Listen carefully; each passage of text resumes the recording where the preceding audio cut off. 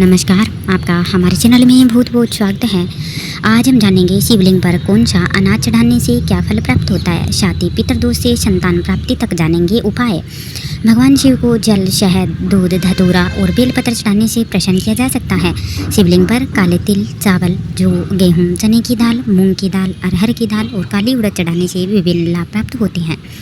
काले तिल चढ़ाने से पितृदोष शांत होता है। चावल चढ़ाने से अखंड लक्ष्मी की प्राप्ति होती है और गेहूं चढ़ाने से संतान सुख की प्राप्ति होती है। भगवान शिव को भोलेनाथ के नाम से भी जाना जाता है, क्योंकि वह ऐसे भोले हैं जिन्हें आप मात्र जल चढ़ाकर भी प्रसन्न कर सकते हैं। शिव की आराधना जीवन के कई कष्टों से छुटकारा दिला सकती है। यूँ तो भगवान शिव पर जल और शहद से लेकर दूध, धतूरा, बेलपत्र बहुत कुछ चढ़ाया जाता है, लेकिन क्या आप जानते हैं कि शिव जी को अलग अलग अनाज अर्पित कर आप अपने जीवन की कई परेशानियों से मुक्ति पा सकते हैं।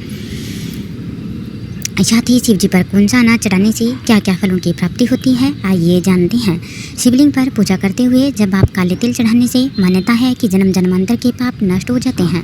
काले तिल चढ़ाने से पितृदोष शांत होता है, साथ ही इससे राहु के दुष्प्रभाव शांत होते हैं। शिवलिंग पर चावल चढ़ाना बेहद शुभ माना जाता है। चावल चढ़ाने से अखंड लक्ष्मी की प्राप्ति होती है। शिवलिंग पर हमेशा साबुत चावल ही चढ़ाएं, टूटे हुए अक्षत न चढ़ाएं। शिवलिंग पर जौ चढ़ाना भी शुभ माना जाता है। इससे जीवन में लंबे समय से चल रही परेशानियां दूर होती है और आपके सामान्य जीवन में सुख और समृद्धि बनी रहती है। यदि आपको संतान सुख की प्राप्ति की कामना है तो आपको शिवलिंग पर गेहूं चढ़ाना चाहिए। शास्त्रों में वर्णित है कि शिवलिंग पर गेहूं चढ़ाने से सुयोग्य संतान की प्राप्ति होती है। अगर पहले से ही संतान है तो उसे उसकी तरक्की और प्रगति के लिए भी गेहूं चढ़ाने आवश्यक होते हैं। शिवलिंग पर गेहूं चढ़ाने से विवाह की बाधा दूर होती है। वैवाहिक दंपति को शिवलिंग पर गेहूं जरूर चढ़ाना चाहिए। साथ ही दालें चढ़ाने का भी विशेष फल मिलता है। शिवलिंग पर चने की दाल चढ़ाने से अज्ञात ऋणों से व पितृ ऋण से भी मुक्ति मिलती है।